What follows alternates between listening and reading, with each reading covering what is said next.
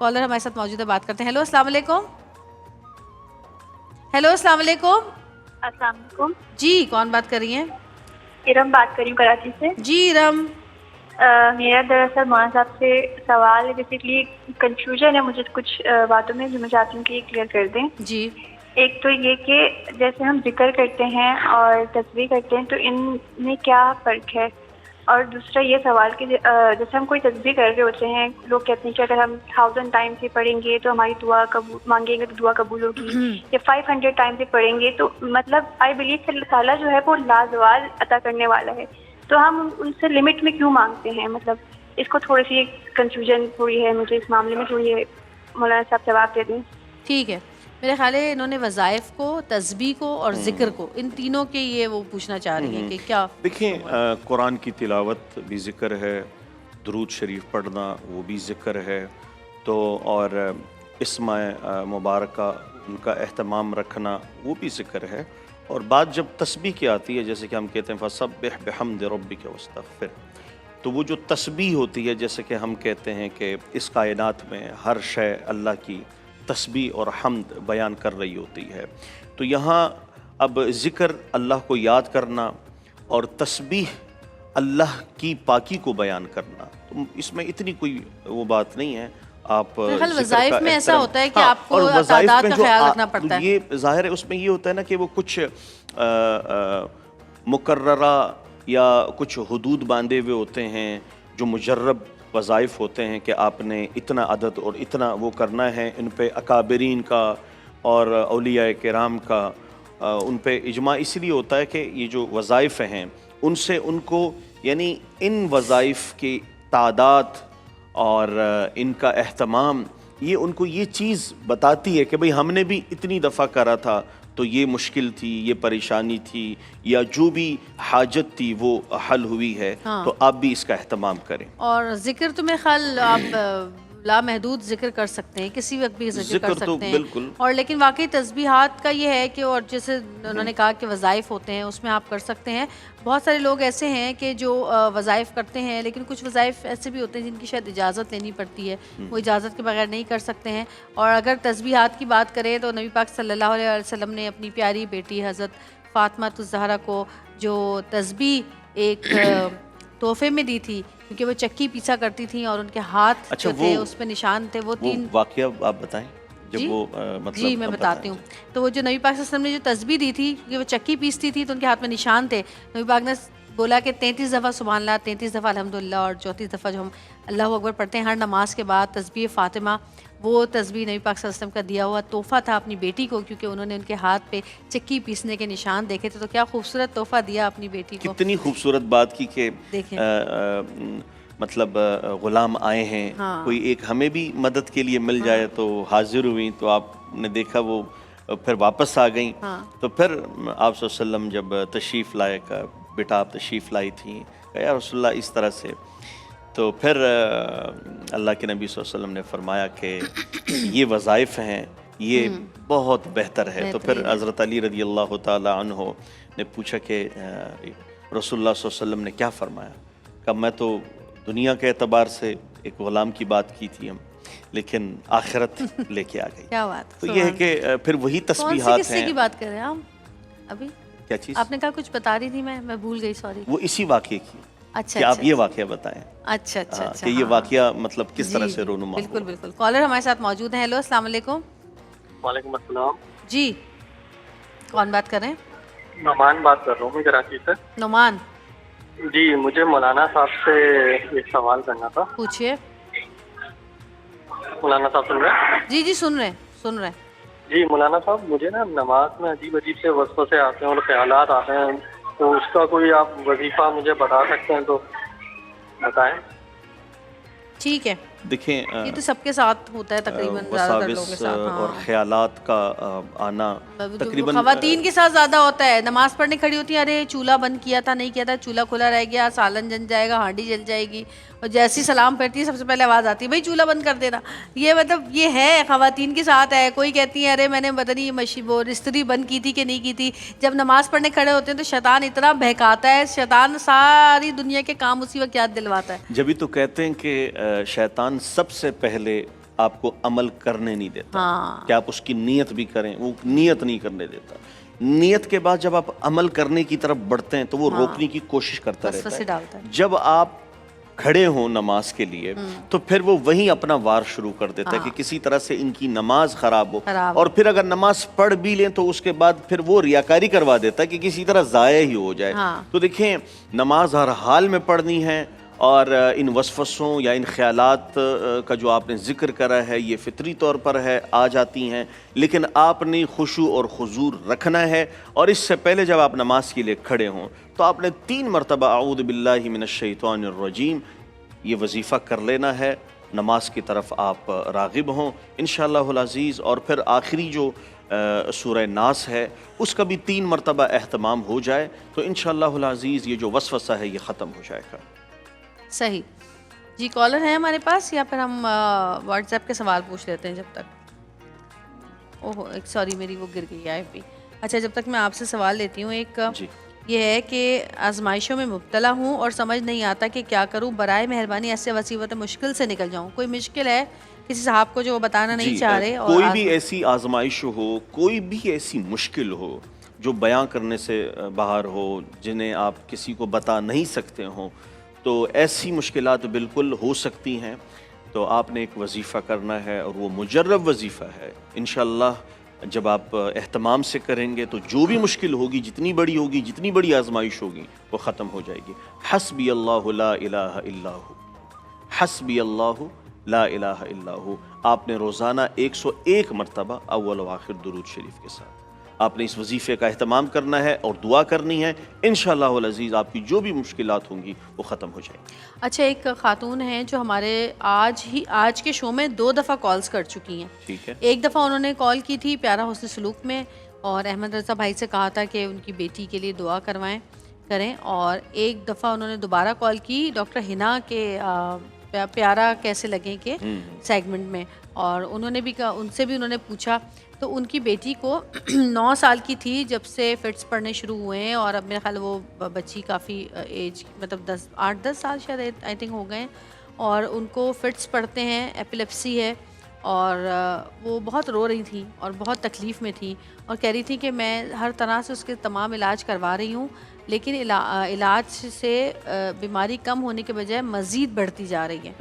تو آپ کوئی ایسا وظیفہ ان کو بتا دیں کہ جس کی وجہ سے کچھ ان کو اطمینان ہو جائے، سکون ہو جائے. اور مستقل کال کر رہی ہیں، بلکہ ہمارے پروگرام میں ان کی آج انہوں نے 2 دفعہ کال کی اور 2-3 دن پہلے بھی انہوں نے کال کیا تھا.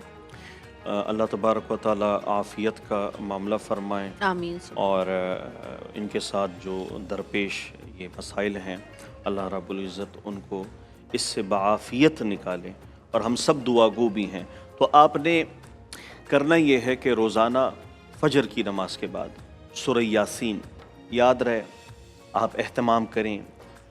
بڑی سے بڑی مشکل ہو، بڑی سے بڑی بیماری ہو، اور چاروں طرف راستے بند ہو جائیں، اب کوئی امید نہ رہے، اور انسان حد سے زیادہ جب تنگ ہو جاتا ہے، جب بہت زیادہ لاچار ہوتا ہے، تو میں نے اس وظیفے کو مجرب پایا. اور جب آپ آج اس کا اہتمام کریں تو آج ہی آپ اس کے اثرات دیکھ لیں گے. تو سورہ یاسین جو ہے آپ اس کا اہتمام کریں، پانی پہ پڑھ کے دم کریں.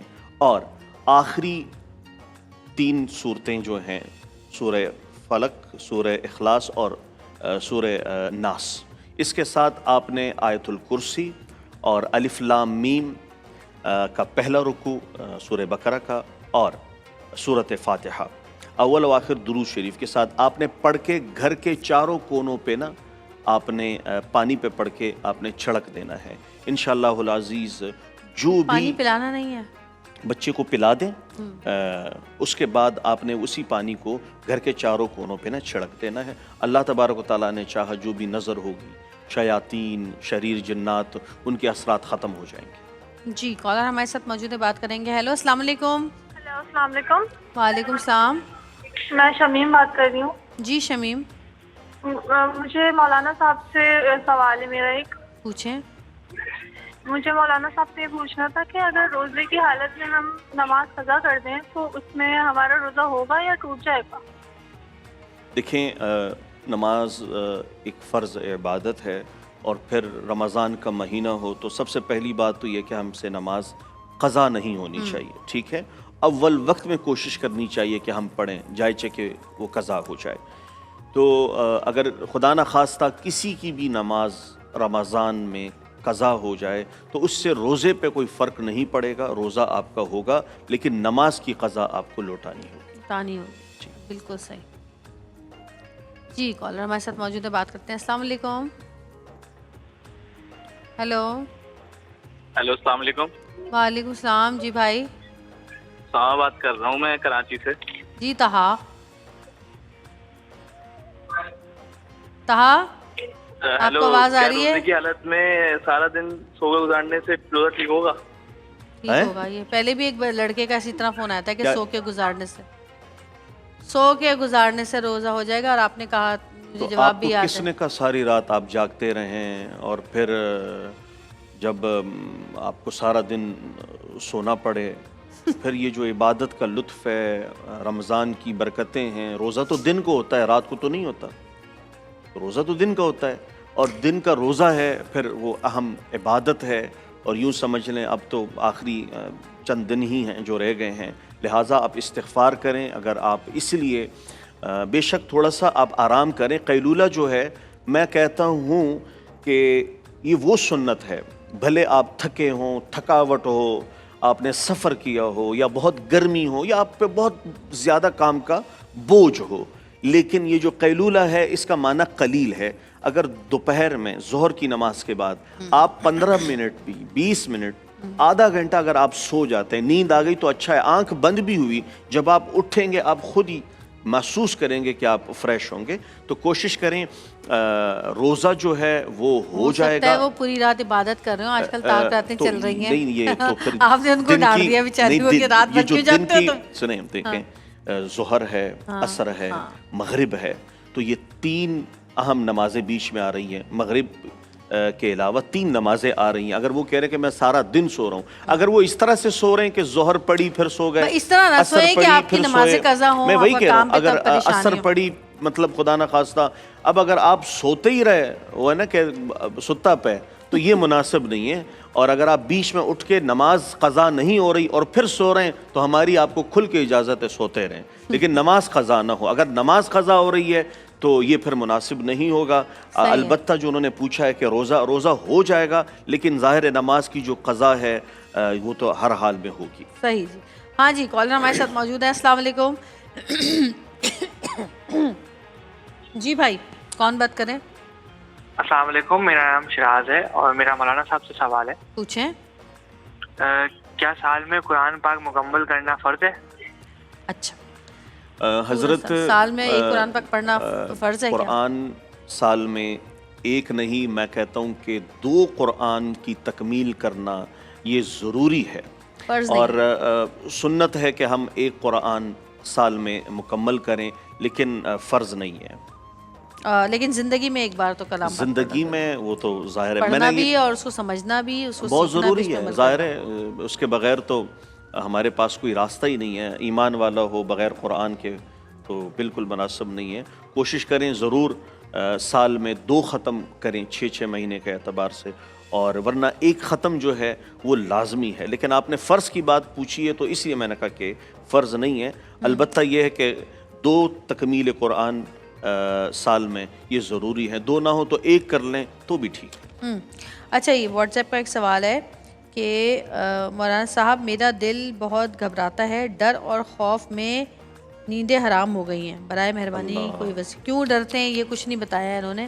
یقین کریں ہمیں، دیکھیں اس بات کو دیکھ کے بڑا دکھ ہوتا ہے کہ درد، غم، دکھ، پریشانیاں یہ جب انسان کو گھیرتی ہے نا تو پھر اس شخص کی حالت کیا ہوگی، اس کی کیفیت کیا ہوگی۔ اور میں یہ کہتا ہوں کہ چلیں قدرتی آفات اور قدرتی آزمائشیں ہیں وہ تو چلیں ٹھیک ہے، لیکن انسان جو انسان کو اذیت دے رہا ہوتا ہے، انسان کو جو دکھ دے رہا ہوتا ہے، پریشانیاں دے رہا ہوتا ہے، یہ بہت خطرناک مراحل ہوتے ہیں۔ تو دیکھیں خود بھی کوشش کریں کہ آپ کے ہاتھ اور زبان سے کسی کو نقصان نہ ہو۔ اور دوسری بات آپ نے پوچھی ہے کہ میرا دل بڑا گھبراتا ہے، میں بڑا خوف زدہ رہتا ہوں یا میں ڈر جاتا ہوں، تو آپ نے اپنے دل پہ ہاتھ رکھنا ہے اور یہ وظیفہ کرنا ہے 3 مرتبہ، یا مقلب القلوب ثبت قلبی علی دینک۔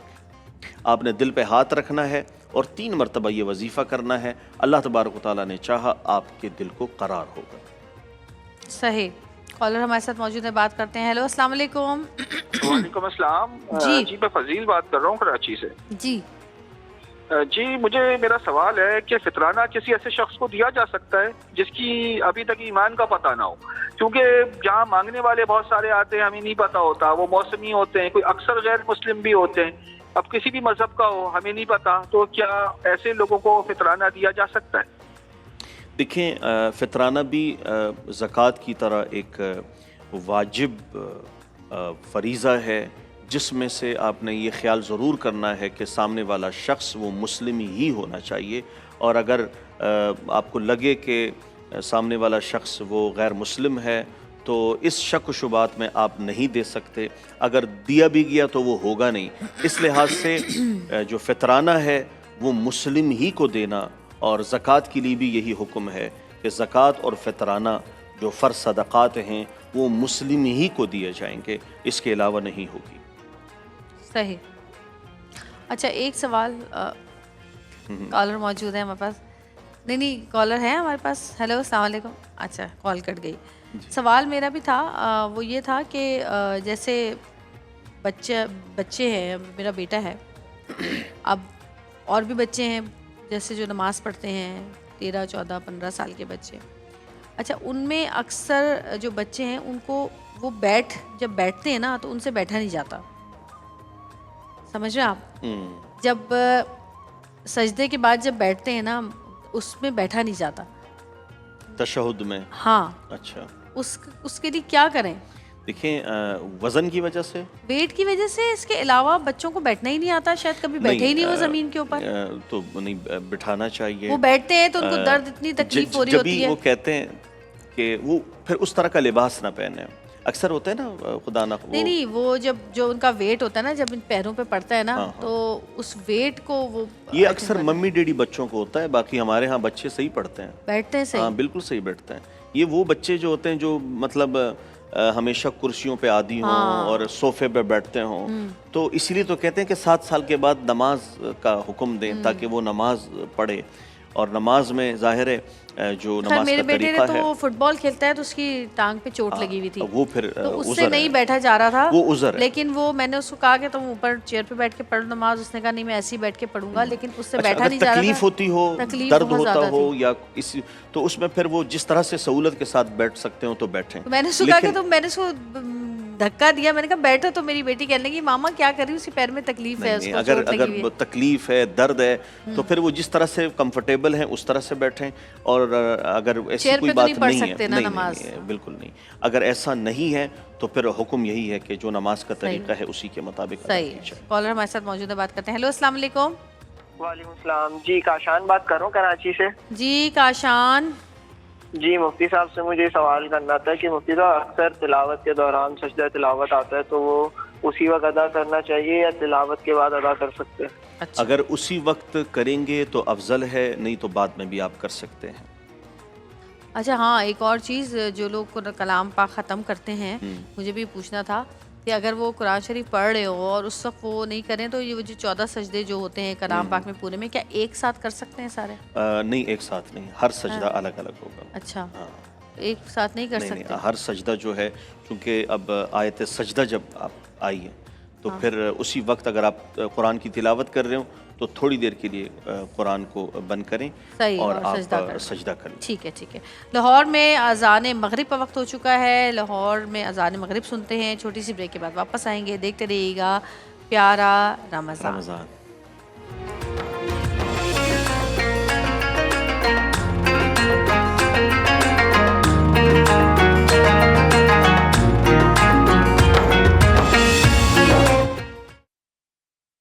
ہلو ہلو، فلور لائٹس کھول دیں جلدی۔